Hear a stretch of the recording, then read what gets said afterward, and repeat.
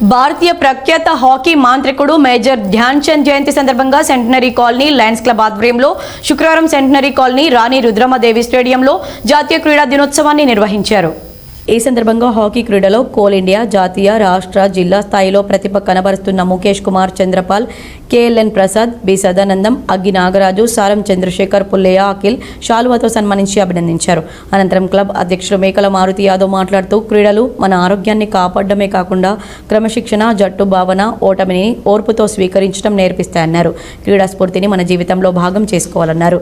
ఓటమికి ఒక పాఠం, గెలుపు ఒక ప్రేరణగా తీసుకొని జీవితంలో ముందుకు సాగాలన్నారు. అనంతరం యువ క్రీడాకారులకు హాకీలో మెలకువలు నేర్పారు. ధ్యాన్ చంద్ గారి పుట్టినరోజు సందర్భాన్ని పురస్కరించుకొని ఈరోజు వారికి పద్మవిభూషణ్ అలాంటి ఒక గొప్ప 3 అవార్డులను ఇచ్చిన రోజు. అలాగే వారి పుట్టినరోజు సందర్భంగా ఈరోజు మనం క్రీడా దినోత్సవం జరుపుకుంటున్నాం.